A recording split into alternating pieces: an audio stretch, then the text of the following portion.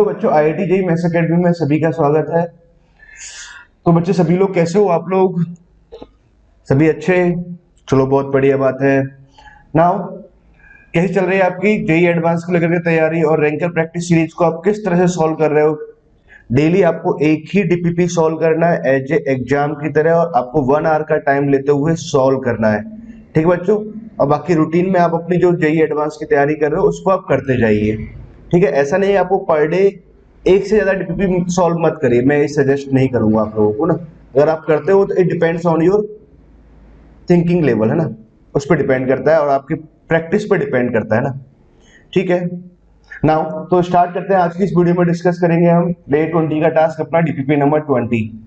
ठीक है, नाउ तो इस डीपीपी को समझ लेते हैं। पैटर्न क्या है इसमें? 3 single correct problems, 2 multiple correct, 1 paragraph और 3 न्यूमेरिकल टाइप ऑफ प्रॉब्लम्स। ठीक है, लास्ट में क्या दे रखा है? इसका आंसर की दे रखा है। ठीक बच्चों, नाउ तो स्टार्ट करते हैं और पहला प्रॉब्लम सॉल्व करते हैं। फर्स्ट प्रॉब्लम क्या दे रखा है?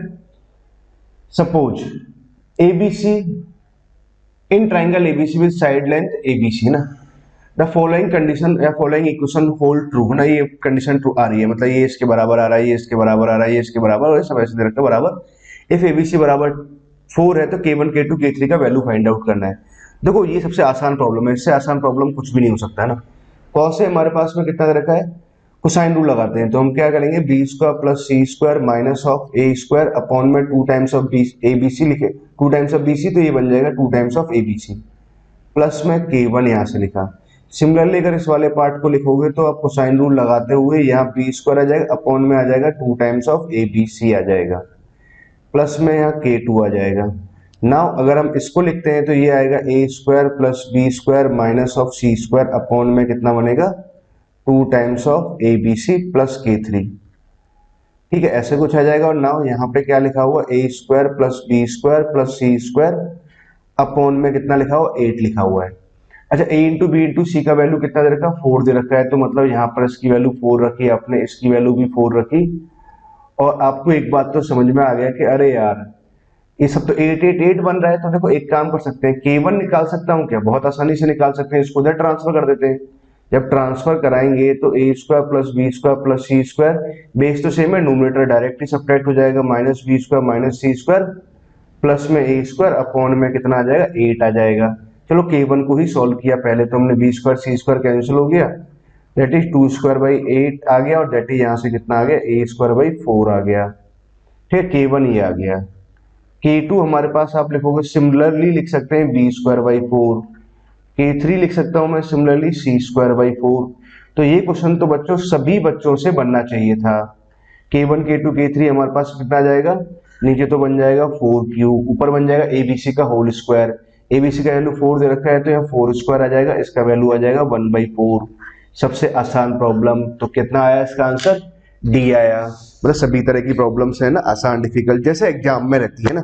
नाउ पहले का आंसर कितना आ जाएगा? 1/d आ जाएगा। नाउ पहले का आंसर, सॉरी 1/d नहीं, डी आंसर आएगा। ठीक है, नाउ चलते हैं नेक्स्ट प्रॉब्लम की तरफ। अच्छा, ये प्रॉब्लम भी बहुत ही बढ़िया प्रॉब्लम है। ठीक है, वेक्टर का प्रॉब्लम आ गया हमारे पास। वेक्टर एबीसी, 3 यूनिट वेक्टर दे रखे हैं ना, unit vector ABC in space such that ये A dot B, B dot C, मतलब A cap dot B cap, B cap dot C cap ना, ऐसे कुछ दे रखा है ना। The value of this is equal to, किसके इक्वल होगा ये पूछा गया है ना। तो बहुत ही आसान बच्चों, बहुत ही आसान। अब तो आप ये सारे फॉर्मूले फॉर्मूले बहुत अच्छे से आपको याद हो गए होंगे, क्योंकि मैं भी ये सब डिस्कस कर चुका हूँ। ठीक है, ये सभी यूनिट वेक्टर्स है ना, कैप लिखना छोड़ देता हूँ मैं, ऐसे लिख देता हूँ, सभी एबीसी यूनिट वेक्टर्स है ना, ये बात ध्यान रखिए। अच्छा, इसका फॉर्मूला तो आपको मैंने बहुत अच्छे ढंग से सिखाया था। कैसे? पहले दूर वालों का डॉट लेंगे ए डॉट सी और बचे हुए वेक्टर से मल्टीप्लाई कराएंगे, फिर माइनस आप लेंगे पास वालों का डॉट इनटू में सी वेक्टर। ठीक है, तो ए क्रॉस बी तो यहां से कहीं आ जाएगा, यहाँ डॉट लिखा हुआ है ना। ना ए डॉट सी का वैल्यू तो कितना आ रहा है? 1/2 आया, इनटू ए वेक्टर, ए डॉट ए लिखेंगे तो कितना आ जाएगा? यूनिट वेक्टर है ना, तो उसका वैल्यू 1 आ गया, और यहाँ सी वेक्टर आ जाएगा। बहुत ही बढ़िया। इसका जब डॉट लेंगे तो 0 हो जाएगा, तो 2 वेक्टर्स एक जैसे आ गए ना। यहाँ से जब लिखेंगे तो minus times of A B C आ जाएगा। अब देखो आप क्या है कि प्रैक्टिस करते करते ना अब आप बहुत सारी बातें सीख गए होंगे। अब देखो आपको डीपीपीज ना थोड़ा आसान लगना भी स्टार्ट हो गया होगा कि हाँ प्रॉब्लम्स अब क्या है कि आसान हो जाती है, मतलब हम बहुत सारी बातें सीख चुके हैं।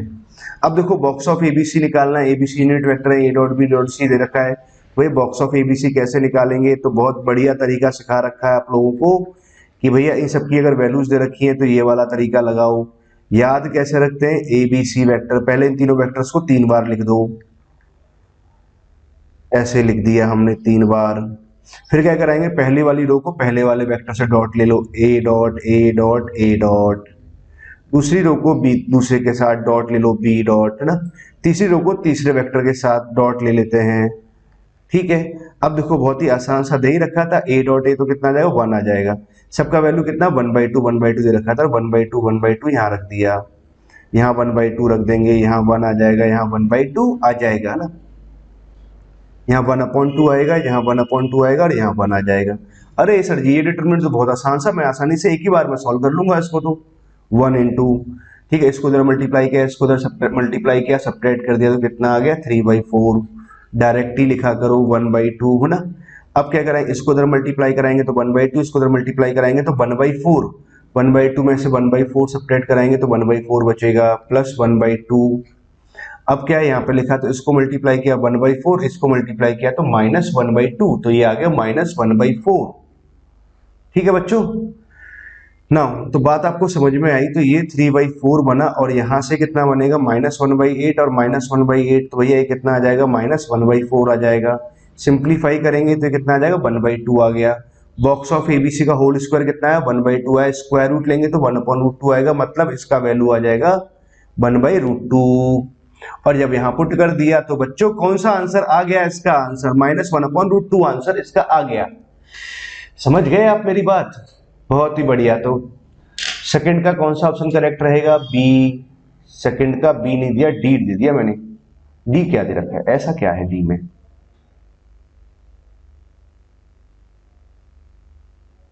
कहीं कोई गलती कर दी क्या, लाओ चेक कर लेते हैं फटाफट से ना, आसान सा सामने ही लिखा हुआ है।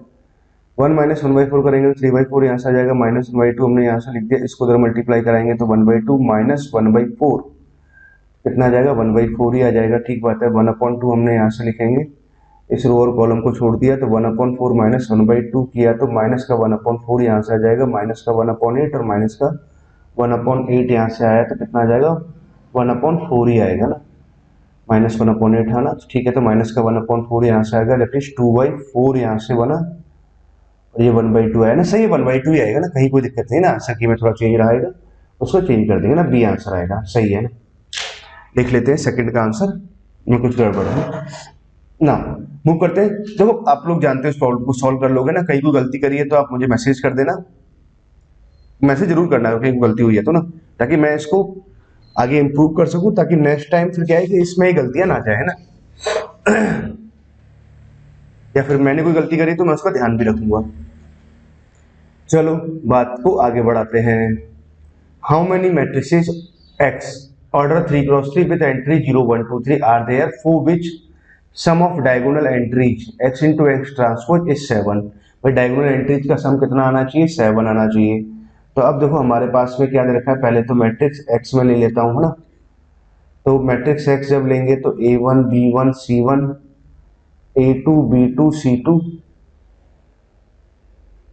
ठीक है, और a3 b3 और c3 ये ले लिया है। x ट्रांसपोज अगर लिखेंगे तो इसका ट्रांसपोज आएगा, डायरेक्टली में x इंटू एक्स ट्रांसपोज लिख लेता हूँ ना, यही निकालते हैं। तो ये आ जाएगा a1 b1 और c1, यहाँ से a2 b2 c2, यहाँ से आएगा a3 b3 और c3 आ जाएगा।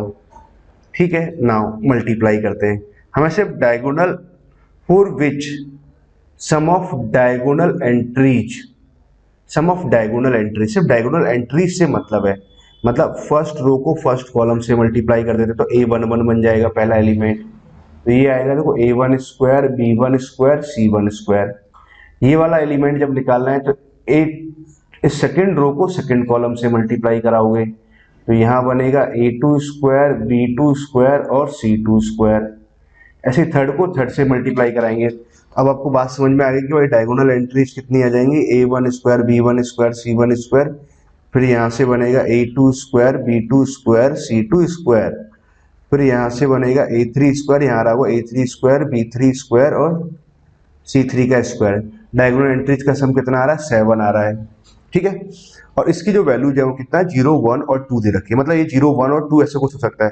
अच्छा, सम 7 आए तो क्या क्या संभावनाएं हो सकती है, नंबर ऑफ सच मैट्रिसेस मुझे निकालनी है। एक बात हो सकती है कि पहले मैं 1 के बारे में बात करूं तो 1 1 1 1 आ जाए, मतलब 1 1 1 1 1 7 टाइम्स आ जाए, 1 2 3 4 5 6 7 बार, ये तो 1 तो आ गया 7 बार, और उसके बाद 2 0 आ जाए तो भी बात बन जाएगी। ठीक है, या फिर अगर मैं बात करूं तो एक 2 आ गया, तो 2 आने से कितना हो जाएगा, एक 2 स्क्वायर लिख देता हूं मैं, 2 स्क्वायर, तो 4 यहां से बन गया, 3 1 और ले लिए हमने, 1 1 1, यहां से 3 1 आ गए, 9 एलिमेंट लेने थे।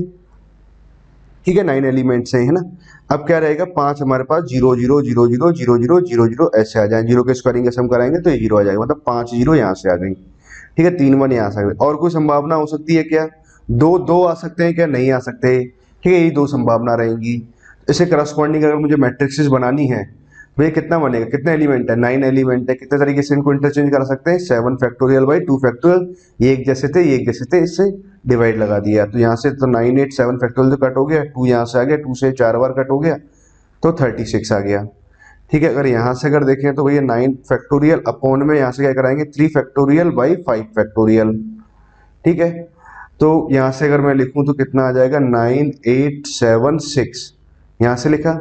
ठीक है, 5 फैक्टोरियल तो कैंसिल हो जाएगा आगे, 3 फैक्टोरियल से 6 भी कैंसिल हो जाएगा, 9 से 8 मल्टीप्लाई कराएं तो 72 तो यहाँ से आया, 72 को 7 से मल्टीप्लाई कराएंगे तो कितना आ जाएगा, 4 यहाँ से आ जाएगा, 7 49 यहाँ से आया, और यहाँ से आ जाएगा 50, तो ये इतना आ गया। इनको जब ऐड कराएंगे तो कितना बन जाएगा, 540। मतलब टोटल नंबर ऑफ अगर मैट्रिसेस की बात करता हूँ तो सच मैट्रिसेस कितनी होंगी, 540 होंगी। मतलब कौन सा ऑप्शन करेक्ट हुआ, डी। ये मुझे याद भी है ना, सही है, इसका 540 आएगा, कहीं कोई करेक्शन हुआ तो मैं कॉन्फिडेंस साथ बोल सकता हूँ ना, डी है ना, कोई करेक्शन नहीं ना। ठीक बच्चों ना, तो हमारे पास तीसरा वाला प्रॉब्लम भी सॉल्व हो गया ना। चौथे प्रॉब्लम में आते हैं। चौथे प्रॉब्लम में आप सीखो कुछ कुछ बातें जो आपको पहले से पता होना चाहिए, नहीं पता है तो बेटा पता होना चाहिए ना। देखो, हमारे पास volume of parallelopipe determined by this vectors कितना दे रखा है, 2 दे रखा है। मतलब आपको एक बात तो दे रखी है, बॉक्स ऑफ एबीसी, इसका वैल्यू कितना है, 2 है। Then the volume of the parallelopipe determined by this vectors, है ना, इन वेक्टर से कितना वॉल्यूम डिटरमाइंड होगा ना। अब देखो, सीखो कुछ कुछ पॉइंट। ऑप्शन ए को चेक करते हैं। ठीक है, तो जब निकालेंगे तो वॉल्यूम आ जाएगा बॉक्स ऑफ दिस वेक्टर, तो 3 इंटू ए प्लस बी, तो हमने यहां से लिखा, बी प्लस सी यहां से लिखा, और सी प्लस ए कुछ ऐसे लिखा। अब देखो 3 तो क्या बाहर ऐसे, अब मल्टीप्लाई जो होता है ना कोफिशिएंट को, 3 तो बाहर आ जाएगा, अंदर बचेगा ए प्लस बी प्लस सी और सी प्लस सी। अब देखो बच्चों, आपको याद होना चाहिए कि इसका वैल्यू आता है box of 2 times of box of ABC. मतलब कि आपको ये वाला कंसेप्ट पता होना चाहिए, जो मैं यहाँ लिख देता हूँ। 2 कंसेप्ट लिखेंगे ना, तो एक तो लिखेंगे ए plus B, B plus C और सी प्लस ए। अगर ये बॉक्स ऑफ ऐसे कुछ लिखा जाए ना, इसका जो वैल्यू आएगा आफ्टर सिंप्लीफाई, ये आता है 2 times of box of ABC. जिनको नहीं याद है वो याद कर ले। ठीक है, तो इसका वैल्यू कितना है, इसका वैल्यू 2 दे रखा है हमारे पास, तो इसका वैल्यू अगर 2 दे रखा है तो 2 यहां से आ गया, 4 यहां से आया, और 12 यहां से आ जाएगा आंसर। ये इसका आंसर है 12। 3 यहां से आ गया, 2 टाइम्स ऑफ बॉक्स एबीसी यहां से आ गया, 3 को बाहर कॉमन ले लिया। ठीक है, 3 2 और इसका वैल्यू 2 दे रखा है, तो 4 12 है ना, सही है ना, पहला आंसर नहीं आ रहा अपना। ठीक है, कोई करेक्शन नहीं है, एकदम कॉन्फिडेंस के साथ बोल सकते हैं ना। दूसरे की बात करें, अगर वॉल्यूम लिखना है तो कितना आ जाएगा, 3 times of A cross B. इसमें एक बात बताऊंगा आपको ना अभी सवाल में, ये सॉरी 2 है, यहाँ लिखोगे आप 3 बी क्रॉस सी, और यहाँ लिख देंगे सी क्रॉस ऑफ ए। ठीक है, 3 इंटू 6 आ गया, तो कौन बाहर निकाल दिया। अच्छा देखो, A cross B cross C cross A का जो बॉक्स आता है, अगर मान लो यहाँ क्रॉस होता तब इस बॉक्स की वैल्यू कितनी आती, ए बी सी का होल स्क्वायर आता। ठीक है, जिन बच्चों को नहीं याद है भैया याद रखो, ये कितना आ जाएगा, box of A B C का whole square. A B C का वैल्यू कितना है, 2 है, तो 2 इंटू 2 कितना आ जाएगा, 4 हो जाएगा। 4 तो यहाँ पर लिख दिया, 6 इंटू 4 कितना आ जाएगा, 24 आएगा। थोड़ा यहाँ लिख देता हूँ, 24 आएगा ना। तो कौन सा ऑप्शन बी करेक्ट है। ठीक है, अरे देखो अब मैं क्या बात बताने वाला हूँ, बात सुनो मेरी। अगर मान लो आपको ये याद नहीं रहता है, ठीक है, मान लेते कि आपको दोनों फॉर्मूले नहीं याद है, प्लस वाला और क्रॉस वाला। अगर चाहे माइनस होता ना तो वैल्यू बेटा जीरो आती। ठीक है, मान लो आपको ये फॉर्मूले याद नहीं है, तो पहला काम तो वो क्या हो जाता है, सवाल हो जाता है लेंदी, क्योंकि आपको क्या करते हैं, सवाल में आप ये सब सॉल्व करने लग जाते हैं। ठीक है, और ये सब सॉल्व करने लग जाते हैं तो इससे होता है आपका टाइम वेस्ट होता। वेरी गुड, बात समझ में आई आपको, बहुत ही बढ़िया बच्चों ना। अब मेरी बात को बहुत ध्यान से समझो। ठीक है, मेरी बात आप समझ गए ना। आप चलते हैं नेक्स्ट प्रॉब्लम की तरफ। प्रॉब्लम ऑप्शन सी है ना। तो वॉल्यूम अगर लिखेंगे तो भैया वॉल्यूम तो ये बनेगा, ए माइनस इन बॉक्स आ जाएगा तीनों का ना। मतलब देखो अब ये कोई सिमेट्रिक नहीं है तो इसका तो हमारे पास कोई फॉर्मूला नहीं है। कोई फॉर्मूला नहीं है तो मैं सिंप्लीफाई करूंगा। तो करते हैं सिंप्लीफाई। कैसे करेंगे, A minus of 2b, sorry 2 times of B vector, dot यहां लिखा और इसका लिखा मैंने cross, b minus of 2c, box का वैल्यू को जब ओपन कराएंगे तो ऐसे लिखेंगे ना। ठीक है, तो हमने ये लिखा ना। अब बात को समझो, a minus of 2b vector तो मैंने यहां रहने दिया, डॉट यहां पर आ गया, इसका मैं क्रॉस लेता हूं तो b क्रॉस c तो यहां से ले लोगे, minus of 2 times of b cross of a यहां से लिख सकते हैं, c क्रॉस c जीरो हो जाएगा, माइनस माइनस प्लस यहां से हो जाएगा और c क्रॉस ऑफ a आ जाएगा। यहां तक बात समझ में, b क्रॉस c यहां से आ गया, 2 times of b cross a। ठीक है ना, c वाला पार्ट जीरो होगा, माइनस में प्लस 4 आ गया ना। अब चलते हैं हम a का डॉट लेते हैं, a का डॉट इसके साथ लेंगे तो a b c आ जाएगा, box of a b c ऐसे लिख देते हैं। a का इसके साथ डॉट लेंगे जीरो हो जाएगा, इसके साथ डॉट लेंगे जीरो हो जाएगा, दोनों वेक्टर दो वेक्टर सेम सेम आ रहे थे। b का इसके साथ डॉट लेंगे तो भैया जीरो होगा, b का इसके साथ डॉट लेंगे तो जीरो होगा, b का इसके साथ डॉट लेंगे तो 4 टाइम्स ऑफ बी सी ए बन जाएगा। ए बी सी और बी सी ए सेम रहेंगे तो ये तो 5 times of box of A B C बन गया। ठीक है, और इसका वैल्यू 2 दे रखा है तो मतलब इसका आंसर 10 आएगा, तीसरे का आंसर 10 होना चाहिए।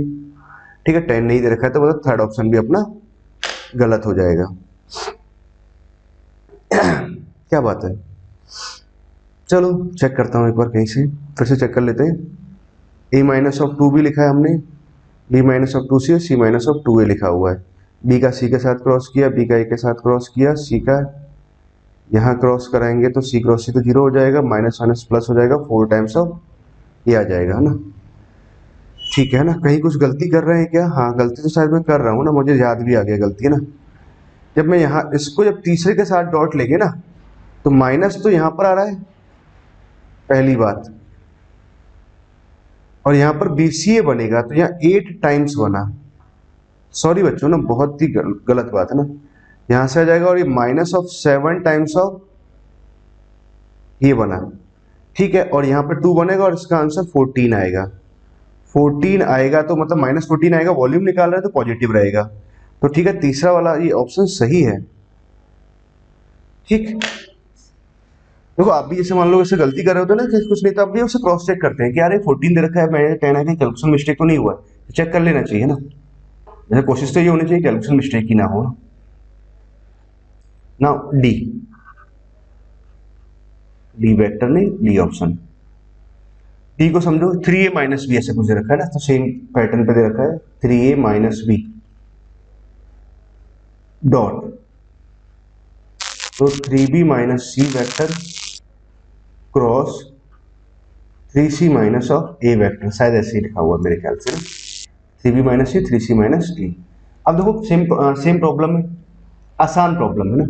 3 को इधर मल्टीप्लाई कराएंगे तो कितना आ जाएगा, 9 ऑफ बी क्रॉस सी आ जाएगा। ठीक है, 3 को जब यहाँ मल्टीप्लाई कराएंगे minus of 3 B cross A आ जाएगा। सी को मल्टीप्लाई कराएंगे तो जीरो हो जाएगा, माइनस माइनस प्लस यहाँ से आ जाएगा और सी क्रॉस ऑफ ए यहाँ से आ जाएगा, और 3a माइनस ऑफ बी हमने यहाँ से लिख दिया। ठीक है, यहाँ तक की बात समझ में आई। 3 को इससे मल्टीप्लाई कराएंगे तो 27 यहाँ से आ जाएगा और box of A B C आ जाएगा।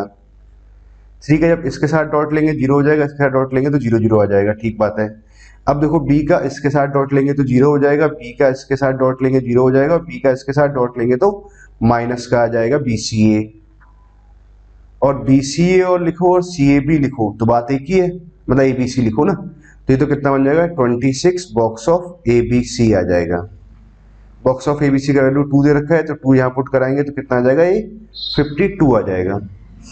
ठीक है, क्या आंसर आएगा इसका 52 ना, सही है ना, तो डी अपना सही है। मैंने देखो इस सवाल में आपने क्या क्या बात सीखी कि पहले तो आपने 3 फॉर्मूले सीख लिए, box of A plus B, B plus C और C प्लस ए। माइनस इसका प्लस में होगा तो 2 टाइम्स लिखेंगे, माइनस होगा तो 0 लिखेंगे, क्रॉस होगा तो उसका वैल्यू ABC का होल स्क्वायर आएगा। ये सब इंपॉर्टेंट पॉइंट है, और मैं बताऊं ना ऐसा ही सेम प्रॉब्लम IIT पूछ चुका है। ठीक है, उसी का ये डुप्लीकेट है, डुप्लीकेट प्रॉब्लम। ठीक है, फोर्थ का आंसर कितना आ जाएगा, BCD है ना, चेक कर लेते हैं आंसर में कहीं, BCD सही है ना। नाउ मूव करते हैं नेक्स्ट प्रॉब्लम की तरफ। 5वां प्रॉब्लम, बहुत ही बढ़िया प्रॉब्लम है 5वां बच्चों, बहुत ही बढ़िया ना। अगर आप नहीं जानते हो ना कुछ बातें, आप सीखना, सीखने सिखाने वाली प्रॉब्लम रही ना। एक फंक्शन दे रखा है, कंटिन्यूटी डिफरेंशियबिलिटी चेक करना है, fx दे रखा है, gx दे रखा है, और gx के बारे में ये हमें डिस्कस करना है। देखो ये प्रॉब्लम बहुत ही बढ़िया प्रॉब्लम होती है और आसान प्रॉब्लम भी होती है। बच्चों को अगर नहीं पता होता है तो बड़ी दिक्कत जाती है। जिन बच्चों को ऐसी प्रॉब्लम को सॉल्व करने में दिक्कत है तो वो समझें बात को बहुत ध्यान से। देखो पहले तो gx याद रखा है, तो maximum of f of t, ये पूछा maximum of f of t, और t वेरी कर रहा है 0 से लेके x तक, और x वेरी कर रहा है 0 से लेके 1 तक। जब दोनों पे से वेरिएबल आए, t भी वेरी करे और साथ में x भी वेरी करे ना, f ऑफ t, तो पहला काम तो क्या होना चाहिए, फर्स्ट स्टेप 1, तो ये होना चाहिए draw graph of f of t। पहला काम f ऑफ t का ग्राफ बनाओ, fx का ग्राफ बना लो या f ऑफ t का ग्राफ बना लो, सेम ही बात है। ठीक है, तो पहला काम तो क्या होना चाहिए, fx का डायग्राम बनाएंगे। fx दे रखा है क्यूबिक, और क्यूबिक का डायग्राम बनाने में कहीं कोई दिक्कत नहीं जाती, एक बार डिफरेंशिएट लगाते हो आप, 3x square minus 2x plus 1। अब देखो इसका पहले d चेक करो। ठीक है, इसका अगर d चेक करेंगे तो b स्क्वायर आया, माइनस ऑफ 4 यहाँ से आया, 3 यहाँ से आया, माइनस 4 AC हमने यहाँ लिखा, तो d कैसा है, नेगेटिव, मतलब ये कैसा आ रहा है f डैश x, मतलब क्वाड्रेटिक तो हमेशा ही पॉजिटिव आया, f डैश x पॉजिटिव आया, तो इसका मतलब क्या हुआ, fx कैसा होगा, स्ट्रिक्टली इंक्रीजिंग। अगर स्ट्रिक्टली इंक्रीजिंग फंक्शन है तो सवाल और आसान हो गया आपके लिए ना। x बराबर 0 पे वैल्यू कितनी आ रही है, 1 आ रही है, infinity value infinity, minus infinity value minus infinity आएगा, तो ग्राफ कुछ ऐसे जा रहा होगा है ना, मान लो कुछ ऐसे जा रहा है, मान लेते हैं ऐसे कुछ जा रहा है ना। मैटर तो ये कि बस ग्राफ ये आ रहा है ना। अब ठीक है ना, बात यहाँ तक समझ में आई। अब देखो मुझे gx पे फोकस कर रहा हूँ, gx क्या दे रखा है, gx को समझना है ना, gx दे रखा है maximum of f of t, बस इतना सही पार्ट इसमें समझने वाला था ना, बाकी तो कोई बात ही नहीं है।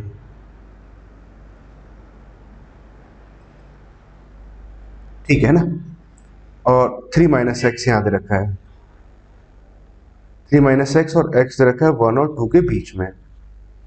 ठीक है, अब देखो यहां से आप बात समझो ना, maximum of f of t लिखना है, t कहां से वेरी कर रहा है, f ऑफ t का ग्राफ ये fx का है, अगर t लिखोगे तो ये t एक्सिस बन जाएगा। ठीक है, f ऑफ t का ग्राफ आ गया। अब देखो t वेरी कर रहा है, 0 से स्टार्ट हो रहा है, t 0 से लेके कहां तक जा रहा है, x तक जा रहा है। अब x कहां तक जा रहा है, 1 तक जा रहा है, मतलब यहां तक कुछ है ना, ऐसा मान लेते हैं। तो t 0 से लेके x तक गया, तो t 0 से लेकर के, t हमेशा 0 से स्टार्ट हुआ है, मतलब x अगर ये हुआ, x अगर ये हुआ, x अगर ये हुआ, x अगर ये हुआ, x अगर ये हुआ, x ये हुआ, x ये हुआ, t 0 से लेके x तक, x जा रहा है 1 तक, मतलब कुछ ऐसा रहा कि अगर मान लो x की वैल्यू ये ले ली, ये मैक्सिमम आया, x की वैल्यू ये ले ली तो ये मैक्सिमम, मतलब ये ऐसे मैक्सिमम आता जाएगा। मतलब अगर आप बढ़ाते जा रहे हो ना, ये इंक्रीजिंग फंक्शन है, तो क्या x की वैल्यू 0 से लेके x तक जा रहा है, 0 से स्टार्ट हो रहा है ना, x तक गए तो हर बार मैक्सिमम वैल्यू कितनी आएगी, x जब यहाँ पुट करा हो तो fx, जब मान लो ये वैल्यू हुई x तो यहाँ fx आ जाएगा, जब ये हुआ तो fx आएगा, fx आएगा, fx आएगा, मतलब कहने वाली बात तो क्या रही, maximum of f of t लिखूंगा तो मैं fx लिख दूंगा, और fx लिखेंगे और x कहाँ आएगा हमारे पास, 0 to 1 में आ जाएगा। ये आया अल्टीमेटली। क्या बच्चों आपको मेरी बात समझ में आई, बहुत ध्यान से समझना, t 0 से लेके x तक, मतलब x यहाँ रहा तब ये एफ एक्स मैक्सिमम, x अगर इतना रहा तब f ये आ रहा है, तब ऐसे आ रहा है, मतलब हर बार मैक्सिमम बदलता जा रहा था, हर बार एफ एक्स आता जा रहा है ना। ठीक है। अच्छा अगर आपसे पूछता है minimum of F of T बताओ बेटा, तो भैया जब 0 टू x में जा रहे हैं तो मतलब x यहाँ पहुंचा तो ये मिनिमम आएगा, जब x यहाँ पहुंचा तो ये मिनिमम आ रहा है, जब x यहाँ होगा तब ये मिनिमम आएगा, मतलब हर बार अगर मिनिमम पूछता तो minimum her bar f of 0 आता।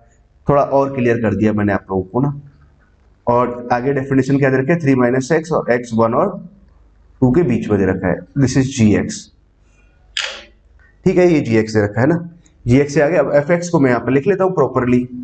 तो चलो fx को आपने लिख लिया तो x Q minus x square plus x plus 1, और x आ गया हमारे पास 0 और 1 के बीच में। ठीक है, थोड़ा ऊपर और कर देते हैं ताकि आपको लिखने करने में कोई दिक्कत ना जाए। x 1 और 2 के बीच में है। ठीक है, 0 पे कंटिन्यूटी चेक करना है पहले तो ना, 0 यहाँ पुट किया तो 0 0 0 यहाँ पुट कराएंगे, सॉरी 0 पे नहीं 1 पर, 1 पे ब्रेक हो रहा है ना, 1 यहाँ पुट करा है तो 1 माइनस 1 तो कितना आ जाएगा 0, 1 प्लस तो यहाँ 2 आ गया, 1 जब यहाँ पुट कराएंगे तो 2 आ रहा है, मतलब 1 पे कंटिन्यूस तो है। एक बात तो हम बोल सकते हैं, डिफरेंशिएबिलिटी और चेक करते हैं 1 पर, डायरेक्ट डिफरेंशिएट कर दो, 3x स्क्वायर माइनस का 2x प्लस का 1। बस एक बात का ध्यान रखना है, 1 पर यहाँ पर पहले वो लगाओ, मतलब मैंने क्या किया है यहाँ इक्वल टू नहीं लगाया, वो चेक करूंगा इक्वल टू ना आएगा कि नहीं आएगा, यहाँ -1 लगाया। अब देखो जी डैश 1 माइनस निकालते हैं, तो जी डैश का वैल्यू निकालते हैं, मतलब मैं यहाँ लिख लेता हूँ जी डैश 1 माइनस, तो जी डैश 1 माइनस निकाला तो 1 1 यहाँ पुट किया, 4 माइनस 2 कितना आ गया 2 आ गया, और जी डैश 1 प्लस निकाल रहे हैं तो कितना आ जाएगा यहाँ से -1 आ जाएगा। ठीक है, मतलब 1 पर डिफरेंशिएबल नहीं है और यहाँ इक्वल टू का साइन नहीं आएगा, तो क्या हो गया हमारे पास 1 पर कंटिन्यू, बाकी सब जगह तो कंटिन्यूस वगैरह तो है ही, continuous for all x belongs to 0 to 2, सिर्फ एक्सेप्ट 1 को छोड़ करके ना, कंटिन्यूस फॉर ऑल गलत हो जाएगा, डेरिवेबल फॉर x बिलोंग्स टू गलत हो जाएगा, ये सही है। Sorry sorry sorry sorry sorry sorry 1 पे तो कंटिन्यूस है ना, 1 पे कंटिन्यूस है तो मतलब बी ऑप्शन आएगा, ऑप्शन बी और डी ऑप्शन आएगा। Derivable for all x belongs to, ठीक बात है ना, 1 पे तो कंटिन्यूस आ ही रहा था, ठीक है, बी और डी ऑप्शन आएगा, 5 में का कौन सा ऑप्शन आएगा, बी और डी। फिफ्थ का आंसर क्या दे रखा है, फिफ्थ का आंसर बी और डी, ए तो हो ही नहीं सकता ना, इसमें थोड़े करेक्शंस थे, मैं बाद में जो अपना वो है सही कर देंगे, कंटिन्यूस करने दोनों का ऑप्शन हो ही नहीं सकते ना, बी और डी सही ऑप्शन आएगा, एकदम सही है, बिल्कुल कॉन्फिडेंट है इस बात को लेकर के ना। नाउ आगे चलते हैं, क्वेश्चन नंबर 6 और 7, एक पैराग्राफ दे रखा है ना, बहुत ही बढ़िया पैराग्राफ है और बहुत ही अच्छा पैराग्राफ है ना, बहुत ध्यान से समझना इस बात को, बहुत ही ध्यान से समझना। तो देखो पॉइंट समझो, क्या दे रखा है, एक सीक्वेंस है a1 a2 a3 है, सेटिस्फाइंग a1 का वैल्यू 1 है और a2 का वैल्यू 2 है, और ये कंडीशन को सेटिस्फाई कर रहा है, n बराबर 1 2 3 है, तो an इतना है और an जब n का वैल्यू 2 से बड़ा है तब दे रखा है ना, मतलब ये वाली जो कंडीशन आ रही है वो, ये तो n बराबर सही है ना, ये वाली जो कंडीशन आ रही है वो 2 से बड़ी के लिए an पूछना चाह रहा है, ये वाला कौन सा ऑप्शन होगा, और ऐसे a 2014 इज इक्वल टू तो किसके इक्वल आएगा, ऐसा पूछा हुआ है।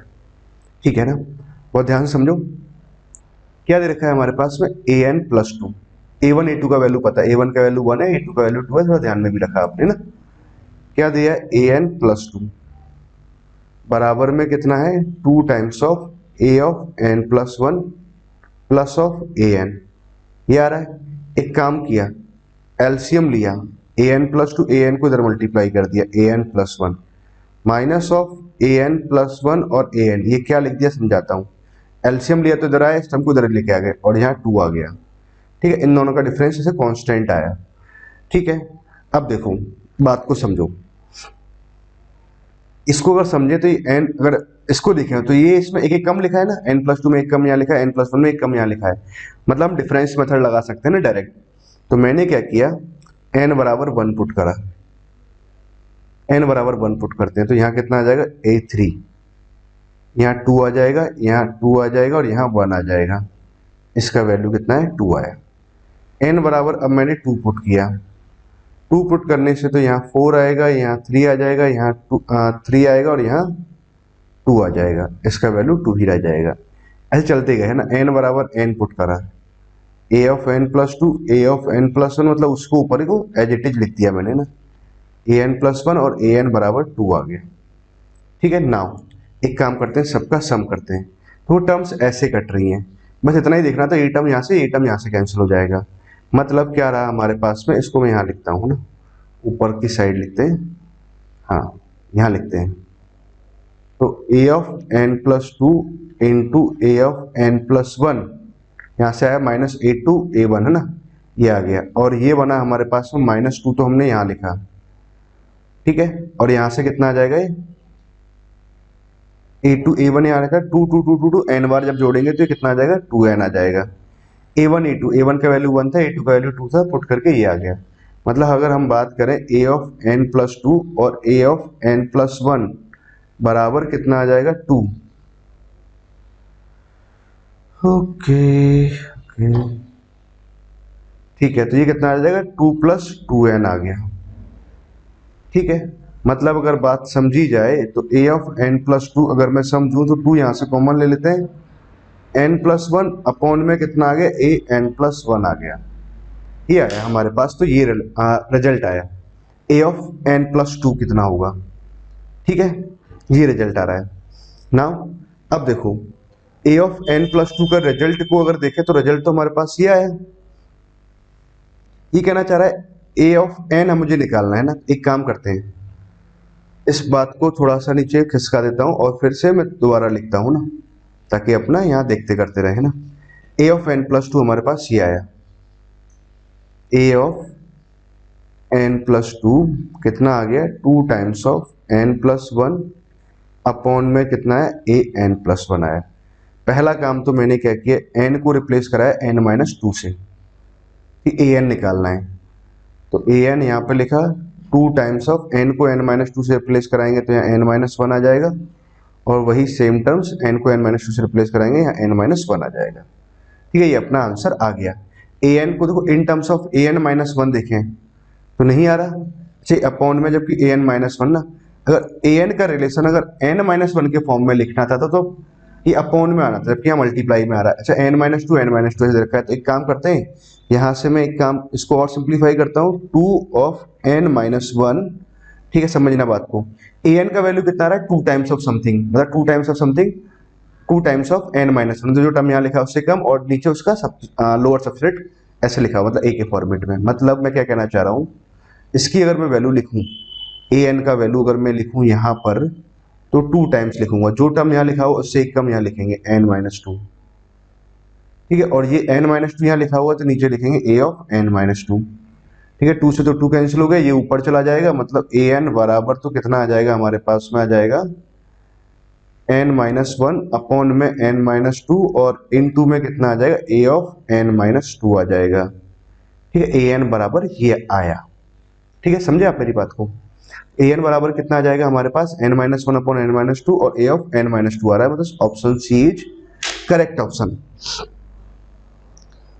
सही है ना, बात एकदम बिल्कुल करेक्ट ना। सिक्स का कौन सा ऑप्शन आ रहा है, सी। चेक करते हैं, सिक्स का सी सही है, सेवंथ का बी आना चाहिए ना। चलो चेक कर लेते हैं, आगे और सॉल्व करते हैं ना। यहां तक की बात तो मुझे समझ में आई। अब देखो यहीं से मैं देखता हूं, ए 14 निकालना है, तो एक काम करते हैं, रिडक्शन फॉर्मूला आ गया ना, ए एन किस पे डिपेंड कर रहा है, A of N minus to पे डिपेंड कर रहा है। तो कैसे लिखेंगे ना, रिडक्शन फॉर्मूला समझो, रिडक्शन फॉर्मूला, इसको हम रिडक्शन फॉर्मूला कहते हैं ना, बातों को ध्यान रखना आप लोग जो मैं बोल रहा हूं। अच्छा देखो, ए अगर मैं 2014 ही लिखता हूं डायरेक्ट, तो ए 2014 मैंने यहां से लिखा, तो यहां पे क्या लिखूंगा, एक एक कम लिख रहे हैं। ठीक है, चलो मैं ए एन से ही सिंप्लीफाई करता हूं, यहीं से सिंप्लीफाई करते हैं,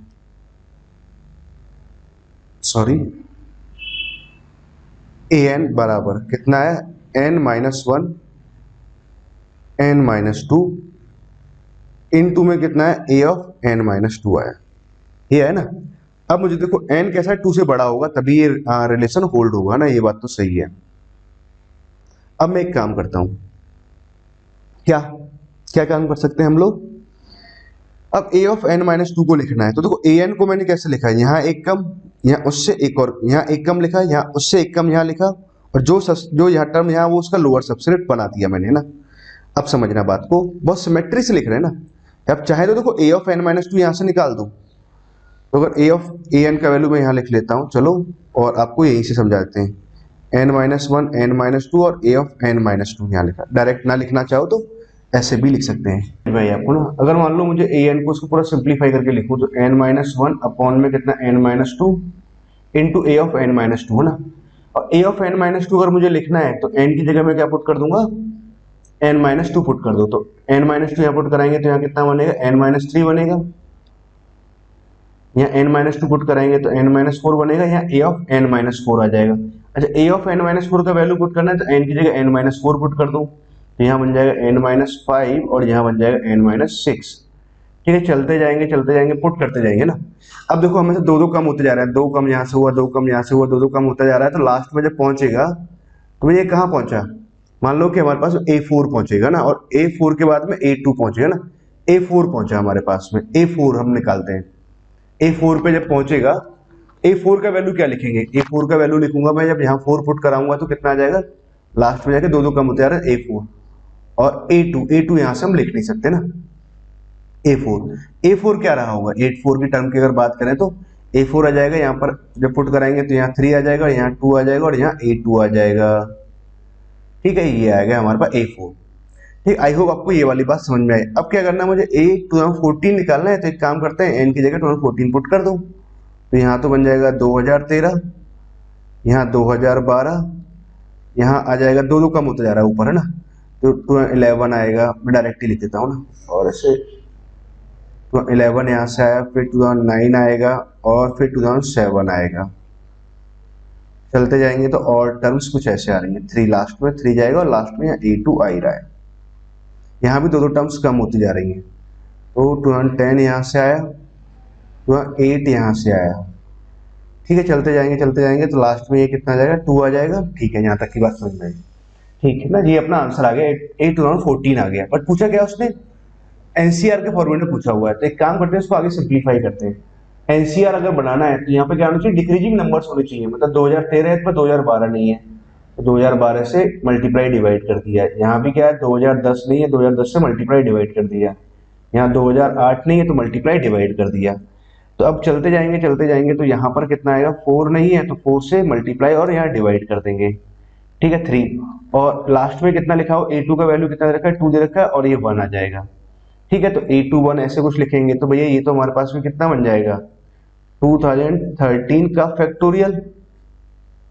ऐसा आएगा कि नहीं आएगा, ये आ जाएगा ना। 4 यहाँ पर आया, 3 यहाँ पर आया। ठीक है, 3/2। A2 का वैल्यू कितना आ रहा है, 2 आ रहा है, तो 2 को तो हमने यहाँ पुट कर दिया।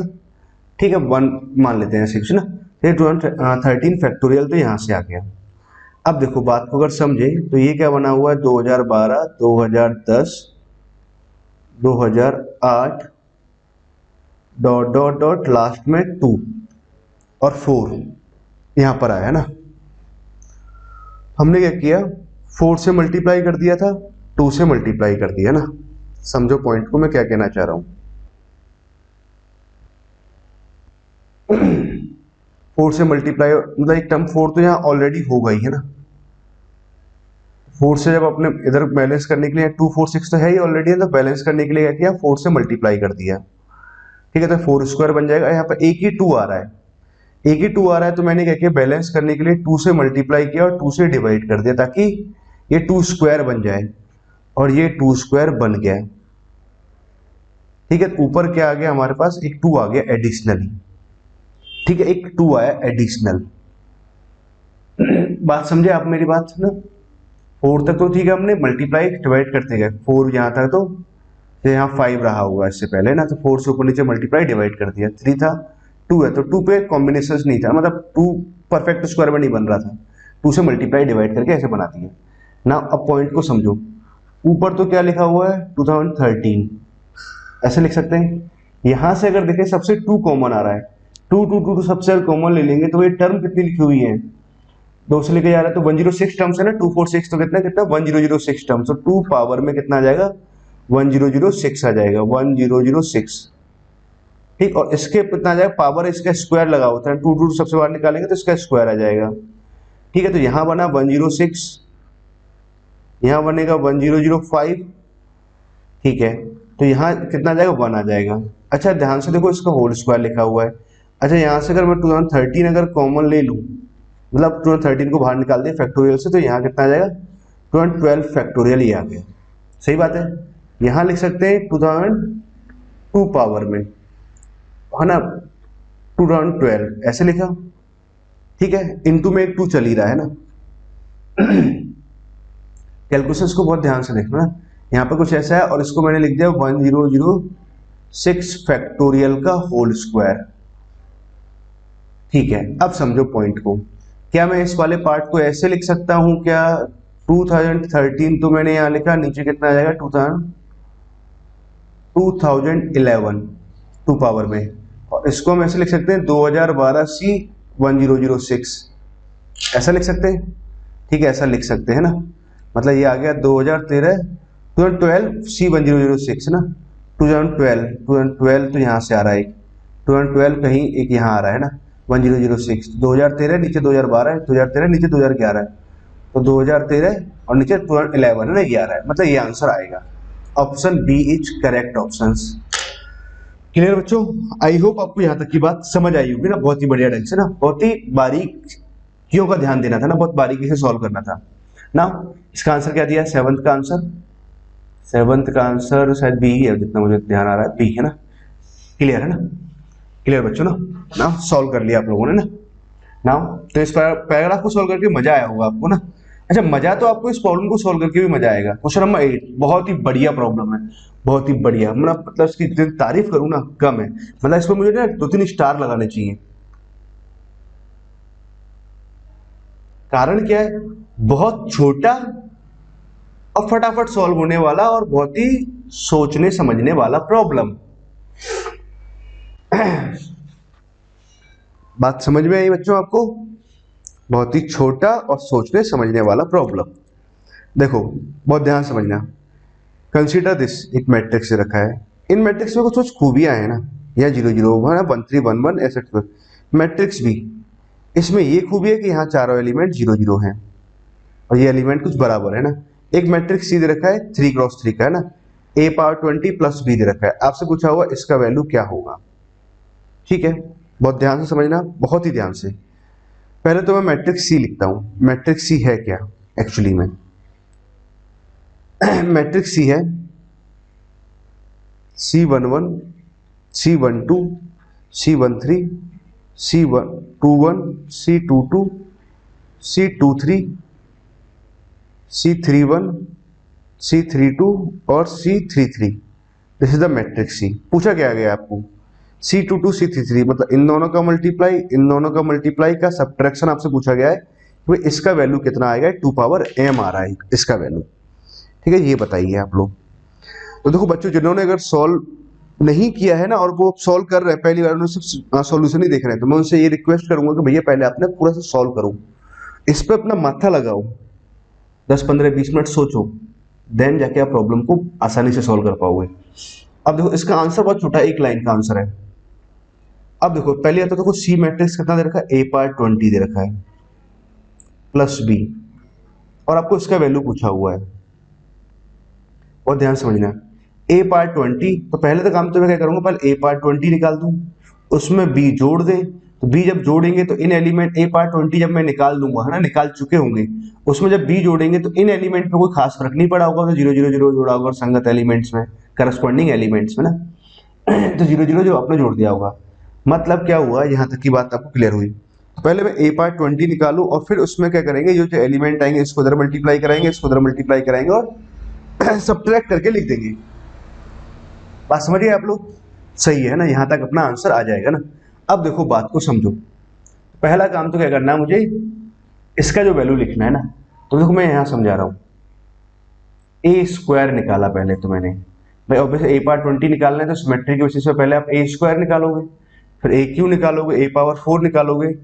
वहीं से मैं बात समझाने की कोशिश करूंगा आपको ना। 1 2 4 तो यहाँ लिखा हुआ है, बहुत ही बढ़िया प्रॉब्लम है। 0 1 3 यहाँ लिखा हुआ है, 0 1 1, ठीक है। a स्क्वायर निकाल रहे हैं तो 1 2 4 तो मैंने यहाँ लिखा, 0 1 3 यहाँ लिखा और 0 1 1 यहाँ लिखा। ठीक है, इसका आंसर एक लाइन में आएगा ना, मैं समझाऊंगा आप लोगों को। मल्टीप्लाई किया इसको, इसको जब मल्टीप्लाई कराएंगे तो उधर मल्टीप्लाई किया तो 1 to 4 का, तो यहाँ से कितना आ जाएगा 1 आ जाएगा, 1 to 4 है ना, 1 है ना, ठीक है। इस रो को इस कॉलम से मल्टीप्लाई कराएंगे तो यहाँ से तो 1 का 2 आ जाएगा, 2 का 1 यहाँ से आ जाएगा, 4 का 1 यहाँ से आ जाएगा, मतलब यहाँ से बना 2 + 2 4 आ गया, और सॉरी यहाँ से 2 आ गया, 2 यहाँ से आ गया 4 हो गया, और 4 यहाँ से 8 आ गया, मतलब कहने वाली बात ये है। इसको मल्टीप्लाई किया तो 4 यहाँ से आया, 6 यहाँ से आया, 10 आ गया, और +4 यहाँ 14 आया, ठीक है ना। समझना बात को ध्यान से। इसको जब मैंने आगे यहाँ मल्टीप्लाई किया, इस रो को इस कॉलम से मल्टीप्लाई कराएंगे तो 0 यहाँ से आ जाएगा, 1 का 0 आ जाएगा यहाँ, तो मतलब अल्टीमेटली यहाँ 0 आया। इसको मल्टीप्लाई किया 0 आया, यहाँ से मल्टीप्लाई कराएंगे तो 1 आएगा, 3 मल्टीप्लाई कराएंगे तो 4 आ जाएगा, मतलब 1 + 3 4 आ जाएगा। यहाँ से मल्टीप्लाई कराएंगे 0, यहाँ से मल्टीप्लाई कराएंगे 1, और यहाँ से मल्टीप्लाई कराएंगे मतलब 1 × 3 यहाँ से आ जाएगा, और 3 × 3 6 आ जाएगा, मतलब अल्टीमेटली यहाँ 6 आएगा, कहने वाली बात ये है, ठीक है। अब देखो यहाँ जब मल्टीप्लाई कराएंगे तो यहाँ तो 0 ही आएगा ना, इसको मल्टीप्लाई किया तो इसकी वजह से 0 आया, 1 यहाँ से आ जाएगा, 1 यहाँ से आया तो 2 यहाँ से आया, ठीक है। और इसको मल्टीप्लाई करेंगे तो 1 यहाँ से आएगा, 0 तो यहाँ से आ गया, 3 यहाँ से आया, 1 यहाँ से आया, मतलब यहाँ 4 आया, ठीक है। मैं क्या समझाना चाह रहा हूँ, बहुत ध्यान समझना, बहुत ही ध्यान से मेरी बात को समझना, ठीक है। चलो मैंने ए क्यूब और निकाला, ए क्यूब, इसका आंसर मैं समझाऊंगा कि एक ही लाइन में लिखेंगे अपने इसका आंसर को, कैसे लिखेंगे। ए क्यूब और निकाल कर बता देता हूँ। A² तो कितना आ रहा है 1814 यहाँ से आया, और 046 यहाँ से लिखा मैंने, और 024 यहाँ लिखा 6। अब देखो मैं थोड़ा सा आपको ना डायरेक्ट बात समझाने की कोशिश कर रहा हूँ। 1 यहाँ लिखा है, 2 4, ए तो पहले यहाँ लिख लेते हैं, 0 1 3 यहाँ लिख लेते हैं, 0 1 1। मैं देखो आपको क्या बोल रहा हूँ कि आप सब कुछ भूल जाओ, सिर्फ इन लास्ट के 4 एलिमेंट से मुझे मतलब है। इन लास्ट के 4 एलिमेंट को आप देखो, बस लास्ट के 4 एलिमेंट्स को देखो, इन्हीं से मतलब है मुझे, क्योंकि इसी का तो वैल्यू निकालना है।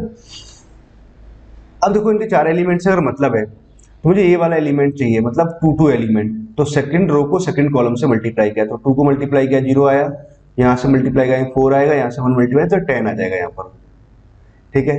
इसको जब मल्टीप्लाई कराएंगे तो 0 आ जाएगा, थर्ड वाला एलिमेंट। तो 4 को मल्टीप्लाई कराएंगे तो 12 यहाँ से आया, और 6 यहाँ से आया, 18 आया इसका वैल्यू। इसको जब लिखेंगे तो 3 2, तो थर्ड रो को सेकंड कॉलम से, तो 0 से मल्टीप्लाई कराएंगे, 2 यहाँ से कराएंगे, 4 यहाँ से कराएंगे तो यहाँ 6 आ जाएगा, ठीक है। इसको मैंने यहाँ मल्टीप्लाई किया है, यहाँ 0 आ गया, यहाँ 6 आ गया, और यहाँ से +1 4 तो 10 आ गया, ठीक है। इन 4 एलिमेंट को आप समझो, ऐसे ऐसे आप चलते जाओगे, है ना, सिमेट्री के बेसिस पे आप चलते गए, और मेरा सिर्फ इन्हीं से ही मतलब था।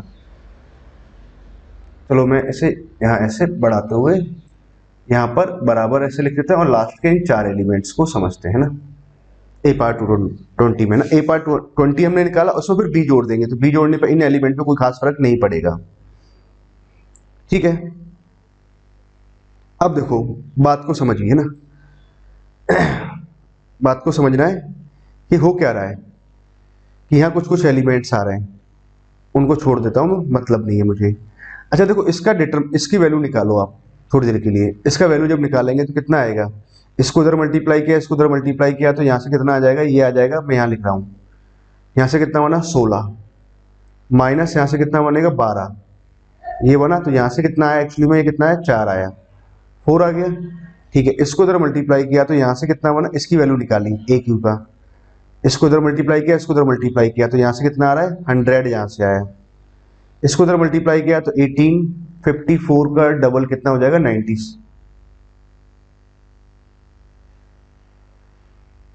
हाँ सॉरी कितना है 54 ना, 54 का डबल कितना हो जाएगा हमारा, सॉरी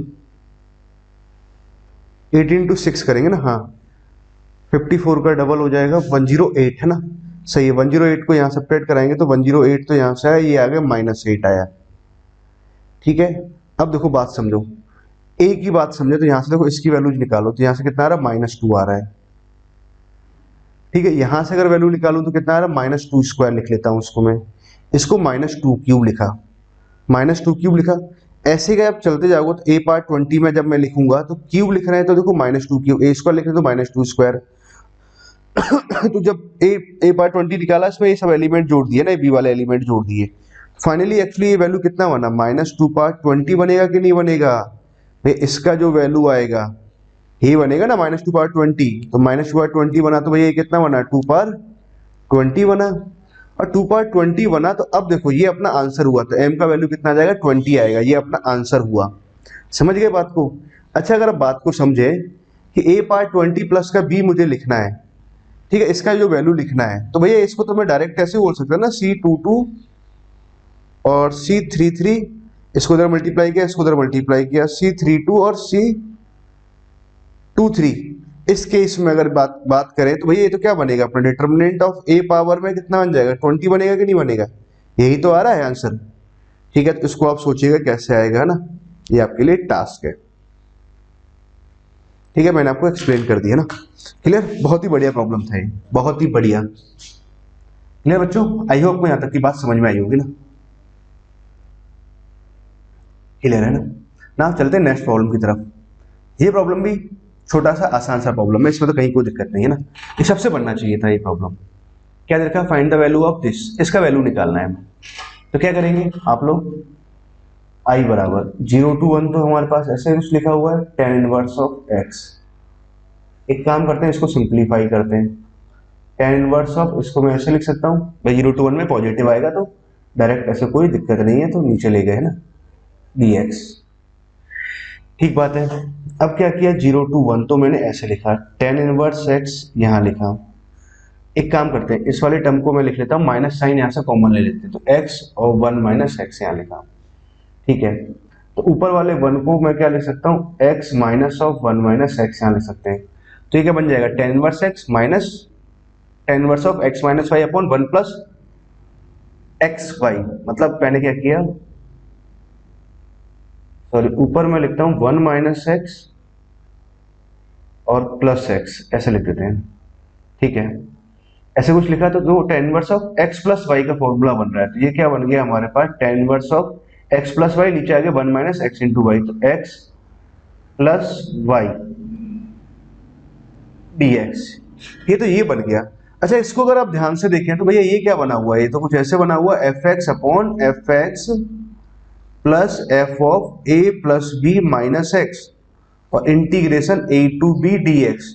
जिनको नहीं पता है तो देखो इसमें जब प्रॉपर्टी लगाओगे ना, property number 5 A to B वाला, एक्स को रिप्लेस कराओ A plus B minus X, यहाँ रिप्लेस कराओगे और पूरा सिंप्लीफाई करोगे, भाई इसका आंसर तो बी माइनस ए बाई 2 आता है। यहाँ ये एफ एक्स लिखा हुआ, ये एफ एक्स लिखा हुआ है, एफ ऑफ 1 माइनस एक्स यहाँ लिखा हुआ ए प्लस बी 1 माइनस एक्स, तो इसका आंसर तो कितना आ जाएगा, 1 माइनस 0 बाई 2 आ जाएगा। ये इसका आंसर आया, कितना आंसर आया, 0.5 इसका आंसर आएगा ना, एकदम याद है, मुझे चेक करने की जरूरत नहीं है ना, इसका आंसर भी 20 आएगा, सही है ना।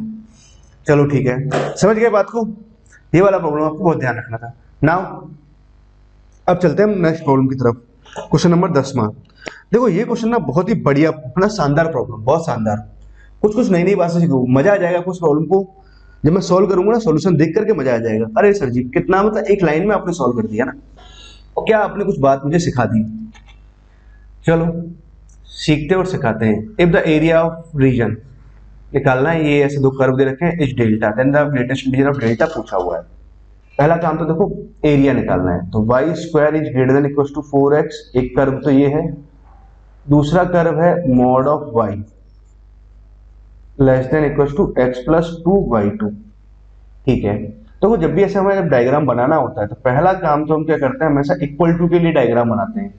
तो Y square is equal to 4x का तो ये डायग्राम हो गया बराबर का ना, Y square is equal to 4x का ये डायग्राम है, समझो बात को। बट यहाँ पे ग्रेटर देन इक्वल टू दे रखा है, तो मतलब या तो बाहर का रीजन होगा या अंदर का रीजन होगा। जिन बच्चों को ऐसे दिक्कत जाती है तो कोई भी क्या एक पॉइंट ले लिया करो, जैसे मैंने क्या किया एक पॉइंट यहाँ 1,0 ले लेता हूँ, देखते कौन सा रीजन दिखा रहा है। तो 1 यहाँ x की वैल्यू 1 पुट कराओ, y की वैल्यू 0 पुट कराओ, तो 0 ग्रेटर देन इक्वल टू 4, सही है गलत, गलत, मतलब ये वाला रीजन नहीं आएगा, इसका बाहर वाला रीजन आएगा। वैसे क्या है ना कि इस प्रॉब्लम को देख करके तुरंत समझ जाना चाहिए कि ग्रेटर देन दे रखा है तो बाहर का रीजन है ना। ठीक है, अब बात करते हैं इस लाइन की, क्वेश्चन ना, तो पहले हम y बराबर x/2 + 2 इस लाइन को ड्रॉ करते हैं। तो कितना आ जाएगा हमारे पास में, तो भैया ये तो यहाँ 2 पे कट करेगा और ये कुछ ऐसे यहाँ से कुछ ऐसे लाइन जा रहा है। अब ये आगे कहाँ कट कर रहा है, टच कर रहा है ना, अंदर से जाना है कि ऊपर से जाना है, ये चेक करते हैं। कर्व हमारे पास ये दूसरा कर्व है y² बराबर 4x। ना y का वैल्यू पुट किया, कितना आ जाएगा x + 4/2 इसका होल स्क्वायर बराबर में 4x। तो यहाँ से तो क्या बना, x² बना, यहाँ से बनेगा हमारे पास 16x प्लस का 16 बराबर यहाँ पे कितना बनेगा 4, यहाँ से बना तो x + 4/2 यहाँ पर लिखेंगे तो x + 4 तो कितना आ जाएगा, सॉरी 2a भी आएगा ना, तो 8x आएगा यहाँ पर, प्लस 16 यहाँ से आया और यहाँ पे कितना बनेगा 16, यहाँ से मतलब 4 यहाँ से बना, 16x इधर आ जाएगा, इधर लेके गए तो कितना बनेगा x² माइनस का 8x प्लस का 16 बराबर 0। मतलब ये क्या बन गया x - 4 का होल स्क्वायर बराबर 0 बना। मतलब ये क्या हुआ है, तो x बराबर 4 पे जाके टच करेगा, फोकस है ना, ये तो फोकस 1,0 आ रहा है ना, तो ये तो कुछ ऐसे लाइन बनेगा। ऐसे मान लेते हैं कि x बराबर 4 है, x की वैल्यू अगर 4 है तो y की वैल्यू भी कितनी आ रही है, 4 आ रही है। ठीक है, यहाँ टच कर रहा है। ये तो ग्राफ हुआ इसका, पर मुझे ग्राफ बनाना इसका, mod y बराबर x + 2 + 2 का। इसका ग्राफ बनाएंगे तो भैया देखो y में अगर इसको y को अगर -y से रिप्लेस करें तो कर्व की क्वेश्चन में कोई चेंज आ रहा है क्या, नहीं आ रहा। ठीक है, तो कर्व की क्वेश्चन में कोई चेंज नहीं आया, मतलब देखो कर्व की क्वेश्चन में कोई चेंज नहीं, मैं समझाता हूँ, एक मिनट समझो, कुछ बातें मैं पहले बोलना भूल गया ना। mod y बराबर x + 2 इसका ग्राफ बनाना है। इसका ग्राफ बनाने के लिए पहले मैंने इसका ग्राफ बनाया अंडर द कंडीशन जब y पॉजिटिव है। तो y पॉजिटिव है तो हमारे पास में ऊपर का हिस्सा ही लिखा मैंने, नीचे का हिस्सा नहीं लिखा। ठीक है, ये आ गया। अब आप दूसरा केस लोगे y इज नेगेटिव, देन जाके आप फिर यहाँ -y आएगा, फिर आप डायग्राम बनाओगे। या फिर एक ट्रिक कि कर्व में अगर y को -y से अगर रिप्लेस करें, कर्व को y को -y से रिप्लेस करें, कोई भी चेंज नहीं आया कर्व की इक्वेशन में, तो कर्व कैसा होगा, सिमेट्रिक होगा with respect to x axis. ये बात ध्यान रखें, x एक्सिस के अबाउट ये सिमेट्रिक होगा, तो मतलब डायग्राम कुछ ऐसे जाएगा। यहाँ 4 है तो ये यहाँ 4 पर टच करते हुए जाएगा, x बराबर 4 पर टच करेगा, तो y कोऑर्डिनेट कितना आ रहा होगा, -4 आ रहा होगा। ठीक है, ये तो हमने इन दोनों के बराबर के ग्राफ बनाए। अब क्या है कि कौन सा रीजन आएगा, अंदर का या बाहर का, तो 1,0 लेके चेक करो। 1,0 को यहाँ कोई भी पॉइंट ले लो, बस उसका रीजन पता होना चाहिए। y का वैल्यू 0 डाला और यहाँ 1 डाला, तो 0 is less than equal to something. हाँ सही बात है, मतलब ये अंदर का रीजन बता रहा है, ये बाहर का रीजन बता रहा है, तो अल्टीमेटली जो रीजन आया वो ये वाला रीजन आया, मतलब ये रीजन आया अल्टीमेटली। अब देखो यहां पर भी सीखने सिखाने वाली बात है आपको ना। अब मैं आपको कुछ बातें सिखाऊंगा जिससे आप आंसर एक लाइन में लिख सकते हो ना, नहीं तो अगर आपको नहीं पता होगा तो फिर आप बड़ा कर दोगे प्रॉब्लम को सॉल्व करते टाइम। तो समझिए बात को ना, क्या करोगे आप लोग। अब समझो बात को बच्चों, एरिया निकालना है, सॉरी, देखो पॉइंट समझो। एक तरीका तो समझ में आता है कि इस ट्रायंगल का एरिया लिख दूं मैं, मान लेते हैं कि ये पॉइंट ए मान लेते हैं, ये पॉइंट बी मान लेता हूं, यहां से थोड़ा ये रफ कर देता हूं, इसकी हमें जरूरत नहीं है, और ये डायग्राम कुछ ऐसे है ना। ये पॉइंट बी मान लिया हमने और ये पॉइंट सी मान लिया, मतलब ट्रायंगल का एरिया तो मैं आसानी से लिख दूंगा। अब बात आती है मुझे इस एरिया को लिखने की, कि ये वाला एरिया कैसे लिखा है जो ग्रीन डॉट से मैं बता रहा हूँ। फिर आप देखो एक तरीका कराओ, अपर कर्व में से लोअर कर्व को सब्ट्रैक्ट करोगे तो इतना एरिया निकाल दोगे, फिर इसका डबल कर दोगे तो ये एरिया निकल जाएगा। ठीक, ऐसे भी निकाल सकते हो। अब समझो आप डायरेक्ट मेथड में पहले आप कुछ कुछ बातें सीखो। आपको ये एरिया चाहिए, ये एरिया आप एक लाइन में निकाल सकते हैं, कैसे समझो, एक फॉर्मूला समझो पहले आप, मतलब फॉर्मूला क्या, स्टैंडर्ड रिजल्ट। और मान लो कि ये हमारे पास डबल ऑर्डिनेट है, इससे जो एरिया बाउंडेड हुआ ये एरिया आपको लिखना है। सपोज करो ये एरिया आपको लिखना है, ये जो एरिया होगा ना, ये एरिया क्या होगा, बहुत ध्यान समझना। यहां से आपने एक रेक्टेंगल बनाया, ये आप कैलकुलेट कर सकते हो ना। तो ये जो एरिया आएगा, मतलब green area, required area A की अगर मैं बात करूं तो 2/3 ऑफ रेक्टेंगल का एरिया ऑफ रेक्टेंगल ये आएगा। ठीक है, तो अंदर वाले पार्ट का एरिया आप आसानी से ऐसे निकाल सकते हो, समझ गए। अब देखो अगर मुझे इसका एरिया लिखना है तो मैं एक काम करता हूँ कि उस वाइट कलर से लेते हैं, पूरे ट्राइंगल का एरिया लिख लेता हूँ। बहुत आसानी से लिख सकते हैं पूरे ट्राइंगल का एरिया। इसमें से इस बीच वाले हिस्से का एरिया हटा देते तो हमारे पास रिमेनिंग पार्ट का एरिया आ जाएगा। तो क्या लिखेंगे आंसर, हाफ बेस लेंथ। ये क्या है, एक्स बराबर वाई एक्सिस पर, एक्स एक्सिस पर वाई बराबर 0 पुट किया, वाई बराबर जब 0 पुट करेंगे तो एक्स का वैल्यू -4 आ रहा है, मतलब -4,0 ये आया, ये वैल्यू 4 है। तो देखो हमारे पास हाइट कितना आ रहा है, 4 आ रहा है, और सॉरी 8 आया, और बेस लेंथ भी कितना आ रहा है, 8 आ रहा है, तो 8 इंटू 8 तो ये आ गया। ठीक है, ओके। इसमें से मैंने क्या किया, इस वाले पार्ट का एरिया हटाया, और इस वाले पार्ट का एरिया आएगा कितना, 2/3 ऑफ रेक्टेंगल का एरिया। रेक्टेंगल कौन सा बनाया, यहां से हमने बाई एक्सिस परपेंडिकुलर डाला, यहां से बाई एक्सिस परपेंडिकुलर डाला।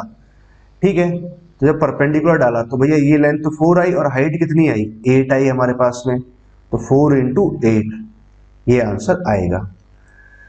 ओके अब समझो, 2 से देखो ये कैंसिल हो गया 4 टाइम्स, तो 4 इंटू 8 को तो ले लेता हूँ कॉमन, तो 1 यहाँ से बचा और यहाँ से 2/3 बचा, तो ये 4 इंटू 8 ही रहने देते हैं, और यहाँ से आ जाएगा 1/3, और इसका आंसर आ जाएगा 32/3 आया, ये इसका आंसर आया। ठीक, एरिया ये आया। उसने पूछा ऐसे ग्रेटेस्ट इंटीजर, तो ये कितना लिखा हुआ है, 10 पॉइंट समथिंग कुछ लिखा हुआ है, ऐसे ग्रेटेस्ट इंटीजर कितना आ जाएगा, 10 आ जाएगा, तो इसका आंसर कितना होगा, आंसर इज 10। ठीक है, तो 10th का आंसर 10 आ रहा है ना, चेक करते हैं क्या आंसर दिया है।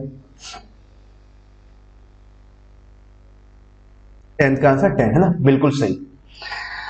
ओके बच्चों, तो देखो आपने क्या किया, इस वाली डीपीपी को भी आपने सॉल्व कर लिया और उसके सारे प्रॉब्लम्स को सीखा, और उसमें कई सारी बातें सीखने को मिली है ना। एक बार क्विक रिवीजन आपको बता देता हूँ फटाफट से उल्टा चलते हुए। ये देखो ये वाली प्रॉब्लम बहुत बढ़िया थी ना, ये वाली प्रॉब्लम मजेदार प्रॉब्लम थी, ये दोनों प्रॉब्लम बहुत ही मजेदार प्रॉब्लम थी ना। मतलब आपसे 2 प्रॉब्लम तो ये होती ही नहीं, मतलब ये वाली प्रॉब्लम तो होता ही नहीं आपसे ना। ठीक है, ये वाली प्रॉब्लम तो फिर भी कर लेते हैं। इस पैराग्राफ में बड़ा ध्यान लगाना था आपको ना, जिनको इसमें कंसेप्ट सीखा आपने, यहाँ पे आपने 2 प्रॉपर्टीज सीखी ना, 2 बातें सीखी ना। ये प्रॉब्लम होने वाला था, ये प्रॉब्लम की हम पहले भी प्रैक्टिस कर चुके हैं ना, मतलब ये भी सब पीएनसी वगैरह इन्वॉल्व कर लिया ना, इसके बारे में भी आप सीख चुके थे ना। मतलब इसमें अगर बॉक्स ऑफ एबीसी हम डायरेक्ट नहीं निकाल सकते, डिटरमिनेंट की हेल्प से निकालना पड़ता है ना, और इसको भी, ये तो आसान प्रॉब्लम था ना। ठीक है बच्चों, डीपीपी नंबर 20 आई थिंक आपको मजा आ गया वो उसको सॉल्व कर करके। ओके बच्चों, थैंक यू।